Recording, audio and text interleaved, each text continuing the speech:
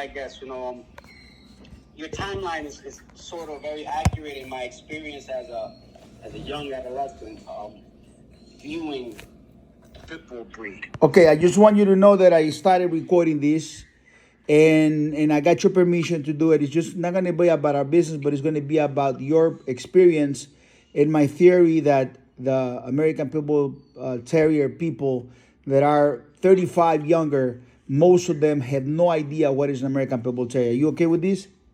Yes, yes. Okay, so I was telling the gentleman on the phone, I don't want to say his name, but if you want to, you can say it. He's part of our family. He's getting one of our dogs, and he bought it for his birthday. Am I correct? Yes, correct. Super. That is, yeah, and I just found out. So happy birthday, by the way. So I'm very happy about it. I started the dogs when I was 18 years old, and it became a very emotional thing for me because I grew up poor when I was a child, and I always wanted to have a great dog for myself. I used to walk and had this dog that was a good dog. I love my dog. It was a mixed breed dog, by the way, shepherd with something else. But there were some kids in town that they used to have dogs that they were real German shepherds, and it kind of bothers me that their dogs were in some area superior to mine, although I love mine. And I always say when I grow up, I'm going to buy the dog that I want to. I didn't know it was going to be an American Pitbull Terrier. But the moment I realized it was going to be an American Pitbull Terrier at 18 years old, I was completely sold. Do you see what I'm saying? The feeling, like what happened to you on Sunday. Yeah, because that's what I'm looking for. What I always saw in the images of the original bloodline, what the dog was before, it started getting bulky, really wide, short legs. The snout was shorter.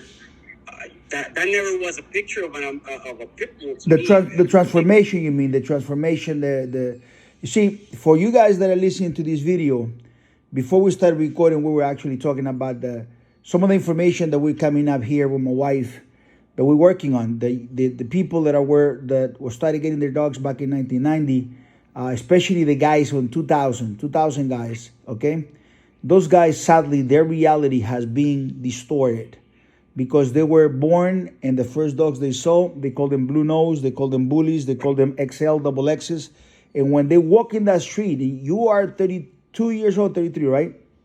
Yeah, 32. So you are from a generation from 10 years younger. But there's not much difference between 10 years younger, 10 years younger than you, which will be a 2023 guy, which was born in 2000. That guy right there, he has no choice. I mean, that guy is living a fantasy, a wrong fantasy. He walked out of the house and he looked at these bullies, and the father, which he didn't know either, told him and said, that's the best dog in the world. That's the famous Pitbull Terrier, the American dog, the dream, the dog, this fantasy dog, this super dog. So you keep hearing these stories like, be like a Pitbull, don't give up, have the strength, the courage like a Pitbull. But they showing you the wrong dog. And at that point is where you came into our network. Am I correct? Yes, that's right. And your time frame is correct because this had to be I probably was 20, so about 10 years ago, 18, I was about 15. So let's say about 20 years ago, and I was looking at what you're calling the blue nose. I was like, at that time, that was what was popular. That was what I was looking at, and I guess I did not know more of the origins of the blue nose or anything. But there were certain things I did not like about that dog. You were suspicious. It just never looked, the body build, the way the bodies were built, it was not athletic enough for you. Yeah, that wasn't the image that I had, it didn't, because I also lived down south when I was younger. And I couldn't tell you if those dogs were purebred or what kind of pedigree they had. But I remember, over there it was popular. Pitbulls were popular when I was a little kid, and they didn't look like that. They looked slimmer. So the backs were tapered, the heads were broad, right above the shoulders. Shoulders were a little bit wider than the tail. The rib cage was lined with muscles. Back legs always extended out. So yeah, they were closer to the real deal. Yeah. Yeah, correct. And that's what I've been looking for.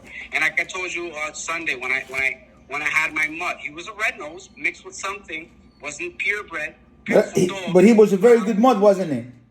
Yes. Right. He was a mutt, but very good mutt. But it was not necessarily what I wanted. If I could have, as a kid, I didn't have the money to buy it. Now you can make a choice by yourself. Right. And I like to breed. I like to preserve what it was. Now, I'm not into these. I think these newer dogs, you guys are creating deformities. These dogs are going to stick. They're not going to live long. They don't look healthy in reality. They're not healthy. They live in the vet. But you know what? One thing about it is the strength, the quality. You walk with one of these red dogs of mine, and there's guys like you, and that's why I told my people. I said they stop in the middle of the street to take pictures, and I felt scared. What should I do, Chico? I said, but are they bothering you? I said, no, they just want to take a picture of the dog, and I feel uncomfortable. And I said, you know why they're doing that? I said, why? Because they're a little older, right? Like 40 plus. He said, yeah. So those guys that are 40 plus, they're looking at an image of a dog that they haven't seen in years. And yeah, they say that they haven't seen it, and so they want a dog like that, and that's why they do it. And now they understand, and all these been coming together to me because it's the biggest loss of history. And you see these people calling them Pitbulls, these mutts, these dogs that might be good, but they're not great. So well, even here in my neighborhood, over here, I live in Long Island, New York. Not deep into the Suffolk, where it's a little bit more wilderness and you'll see more dogs. But around me, we had a lot of so-called pit bulls, but they've disappeared. Even that thing that was closer to the original bloodlines, they've disappeared. Now all I really see are these short, really stocky dogs. That are not. I don't like them. That's not a pit bull to me. I just can't say, hey, that's a pit bull. oh, absolutely, my friend. Let me tell you something, and we'll close it with this little story. If anybody wants to see this video, I can send you the link. There's a link by a lady. Hello, how are you, Susan, if you're watching this video? Suzanne had a dog, and she loved this dog, right? For a long time, she had the dog. The dog passed away, and she was completely devastated. And she started looking around, driving around, and asking people about breeders. And she was disappointed. Everything she saw was completely not like the dog she had. And it was a red-nosed dog. It wasn't like the one she has now, but it was close in terms of looks.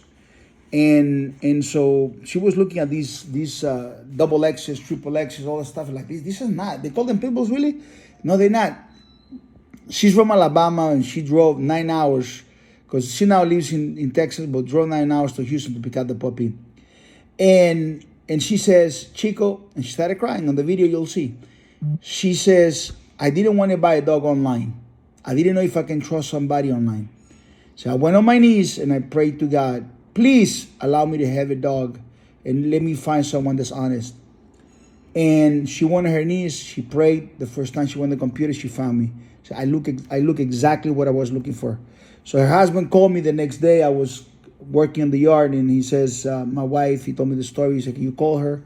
And I says, your wife? I said, why don't we have my wife call her, lady to lady, and show her some of the puppies. So my wife called her. The moment she saw the first puppy we had, she started crying. And that's the dog she has now, called Rip.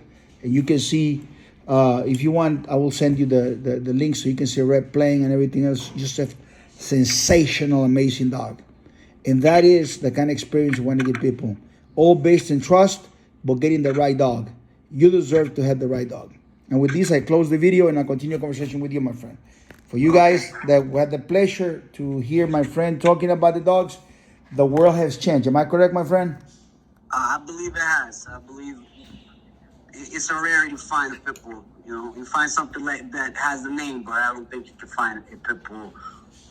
Look at this. That's a quote right here. You made a quote. I think you can find the name, but I don't think you can find the dog. That is a quote right here. It's going to be a hybrid quote between you and me, Richard. Yeah. That is. I think you can find the name, but you cannot find that dog. Wow, that's powerful. That's powerful.